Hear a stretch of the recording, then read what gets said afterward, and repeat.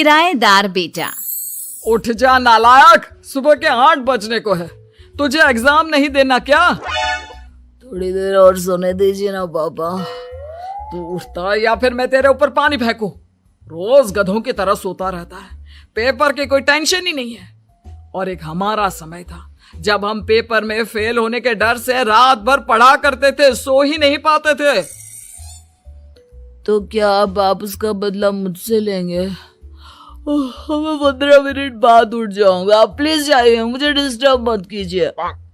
इतना कहकर रौनक रजाई ढककर फिर से सो जाता है। तू वैसे नहीं मानेगा, रुक मैं अभी पानी लेकर आता हूं। बस फिर क्या था, इतना कहकर वो भागते हुए बाथरूम में जाते हैं और पानी की एक बड़ी सी बाल्टी लाकर रौनक के ऊपर फेंक देते हैं। पानी पड़ते ही रौनक झट से उठ जाता है। ये आपने क्या किया पापा? अब तो उठेगा नहीं तो यही करना पड़ेगा ना।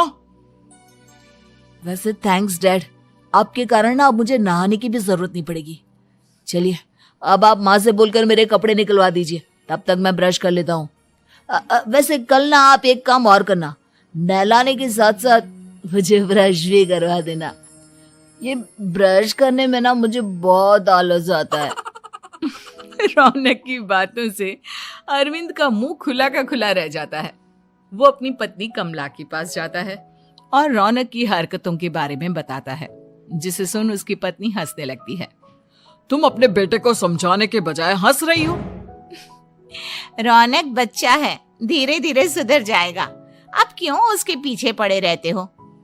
अभी नहीं सुधरेगा तो कब सुधरेगा? 10वीं क्लास में है रौनक, वो अब कोई बच्चा नहीं रहा। अरविंद की इतना बोलते ही वहां रौनक भी आ जाता है। क्या डैड, मैंने आपको एक काम दिया था, वो भी नहीं हुआ आपसे। अरे क्या हुआ बेटा? माँ, मैंने डैड से बोला था कि वो आपको बोलकर मेरे स्कूल की यूनिफॉर्म निकाल दे, लेकिन मेरे पीछे पड़ने के अलावा इनसे एक काम ढंग से नहीं होता। देख रही हो कमला, देख रही हो अपने लाडले को? अरे आप चुप रहिए जी। चलो बेटा, मैं तुम्हें कपड़े निकाल कर दे देती हूँ। बस ऐसे ही साल पर साल बीतते जाते हैं, लेकिन रौनक के रवैये में कोई बदलाव नहीं आता। वो पहले से भी ज्यादा आलसी और पूरी तरह अपने माता पिता पर निर्भर हो जाता है। 2 साल बाद पता नहीं कहाँ गायब रहता है पूरे दिन, अब तक तो आ जाना चाहिए था। अरे आप इतनी फिक्र क्यों कर रहे हैं उसकी? दोस्तों के साथ खेल रहा होगा, आ जाएगा अभी। ये कोई टाइम है खेलने का? 10 बजने वाले हैं, इतनी रात में कौन खेलता है? कमला कुछ कहती उससे पहले ही रौनक वहां आ जाता है। मम्मी जल्दी से खाना लगा दो, बहुत भूख लग रही है। तुम्हें तब तक खाना नहीं मिलेगा जब तक तुम बता नहीं देते कि इतनी रात गए कहां से आ रहे हो। ओ प्लीज डैड, अब आप एसी पे प्रद्युमन बनकर मेरे सर पर बंदूक लेकर मत बैठ जाना। अपनी फालतू की बकवास बंद कर और बता कहां से आ रहा है। माँ अब समझाइए ना डैड को। बता देना बेटा, इनको भी तसल्ली हो जाएगी। आप बोल रही हैं तो बता देता हूँ, मैं दोस्तों के साथ मूवी देखने गया था, इसलिए देर हो गई। तो इन सब चीजों में मेरे पैसे उड़ाता है। कभी 1 रुपया कमाने के बारे में सोचा है तूने? जब देखो हवा की तरह पैसे उड़ाता रहता है। माँ अब आप इन्हें चुप करा दीजिए, वरना ना मुझे गुस्सा आ जाएगा। अच्छा क्या कर लेगा? बता ना क्या कर लेगा तू? वैसे बात तो ठीक ही है, मैं कर ही क्या सकता हूँ। पैसे तो फिर भी मैं आपसे ही मांगूंगा ना। चलिए अब ये सब बात छोड़िए और मम्मी मेरे लिए खाना लगा दीजिए। अभी लगा देती हूँ बेटा। मैं बता रहा हूँ कमला, एक दिन ये ऐसे ही बिगड़ जाएगा। ओफो, आप क्यों इतना पीछे पड़े रहते हो मेरे बच्चे के? बात की बाद में देखेंगे, अभी आप शांति से उसे खाना खाने देंगे। अगले दिन डैडी मुझे 10,000 रुपए चाहिए। हाँ? अब इतने पैसे क्यों चाहिए तुझे? डैड आप बिना सवाल किए कभी पैसे नहीं दे सकते क्या? जब तक तू बताएगा नहीं तुझे पैसे भी नहीं मिलेंगे। अरे अब आप अपने बेटे को पैसे भी नहीं दे सकते? नालायक, तेरी उम्र के लोग नौकरी करते हैं और एक तू है जो नौकरी करने का नाम ही नहीं लेता कभी। आप लोगों के होते हुए भला मैं नौकरी क्यों करूं? अरे हम कब तक पैसे देंगे तुझे? तुझे भी तो अपने पैरों पर खड़ा होना होगा ना। कौन सा उधार के पैरों पर खड़ा हूं? अपने ही तो पैरों पर खड़ा हूं मैं। इसी तरह रौनक दिन प्रतिदिन लापरवाह होता जाता है। उसकी लापरवाही को देखते हुए अरविंद और कमला अपने बेटे की शादी कराने का फैसला लेते हैं और 1 महीने के अंदर अंदर ही रौनक की शादी मेघा नाम की लड़की से करा देते हैं। शादी के कुछ दिन बाद, रौनक, मुझे एक अच्छी सी साड़ी चाहिए, आप ला दोगे ना? हाँ, क्यों नहीं। कितने तक की आती है साड़ी? यही करीब 5,000 तक की। तुम चिंता मत करो, मैं आज ही डैडी से पैसे मांगकर तुम्हारे लिए साड़ी ले आऊंगा। आप कब तक ऐसे ही अपने पापा से पैसे मांगते रहेंगे? कोई अच्छी सी नौकरी क्यों नहीं कर लेते आप? अरे डैड के होते हुए मुझे नौकरी करने की जरूरत ही क्या है? पर आप ऐसे कब तक उनसे पैसे मांगते रहेंगे? कुछ आपको अपने दम पर भी तो करना होगा ना। अब तुम भी बाकी लोगों की तरह मुझे ज्ञान देना शुरू मत कर देना। साड़ी चाहिए ना तुम्हें, मिल जाएगी बस। इतना कहकर रौनक अपने पिता से पैसे मांगने चला जाता है। डैडी, मुझे 5,000 रुपया चाहिए। अब 5,000 क्यों चाहिए तुझे? वो मेघा को साड़ी चाहिए थी। अरविंद आगे बिना कुछ कहे चुपचाप उसे पैसे निकाल कर दे देता है। कुछ दिन बाद, तुम्हें नहीं लगता कमला, रौनक हम पर पहले से भी ज्यादा डिपेंड हो गया है? मुझे तो अब उसके भविष्य की चिंता होने लगी है। कल को हमें कुछ हो गया तो वो क्या करेगा? काश तुमने पहले ये सोच लिया होता तो आज हमारा बेटा इतना लापरवाह नहीं होता। तब मुझे कहाँ पता था कि मेरा लाड प्यार उसे इतना बिगाड़ देगा कि वो इस हद तक लापरवाह बन जाएगा। कोई बात नहीं, अभी भी देर नहीं हुई। मुझे पता है उसे कैसे सुधारा जा सकता है। कैसे?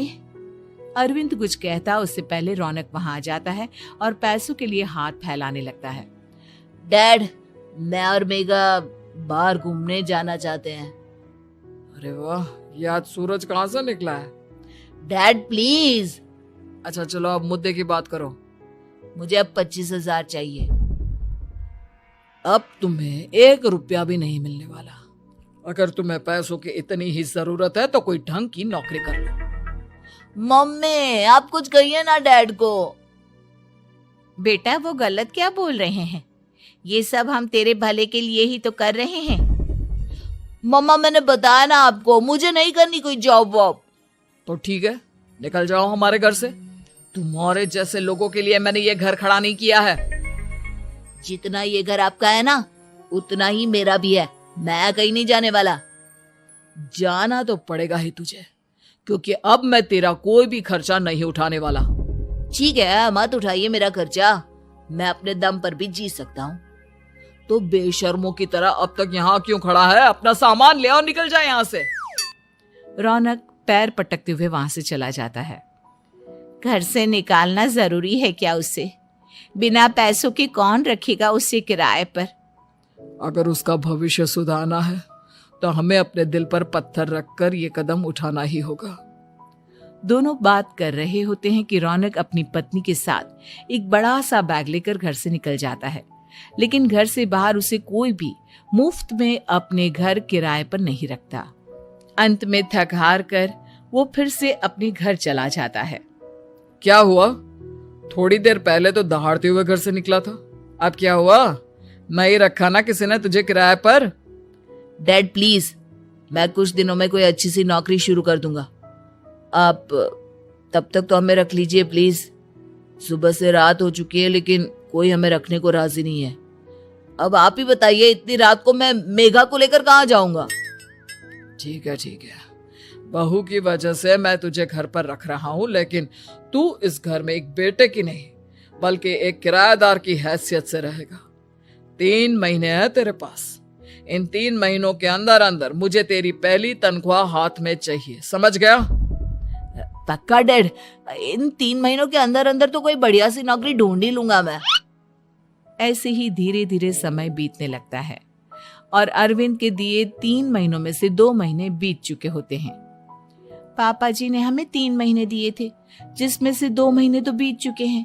अब ये आखिरी महीना बचा है। अरे तुम चिंता मत करो, आज मेरा ना 2 जगह इंटरव्यू है, दोनों में से कहीं ना कहीं तो जॉब लगी जाएगी। अच्छा, all the best. Raunak interview के लिए निकल जाता है, जिसके बाद शाम में रौनक घर आता है। कैसा गया इंटरव्यू? आपकी नौकरी लगी या नहीं?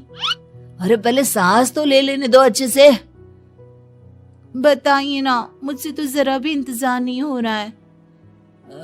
वो दरअसल बात यह है कि मेरी नौकरी तो लग चुकी है, लेकिन पैसे बहुत कम है। कितने पैसे हैं? 15,000। इतने में अरविंद और कमला मिठाई का डिब्बा लेकर आ जाते हैं। बधाई हो बेटा। हम जानते थे तेरी जॉब जरूर लगेगी। लेकिन मेरी सैलरी बहुत कम है मम्मा।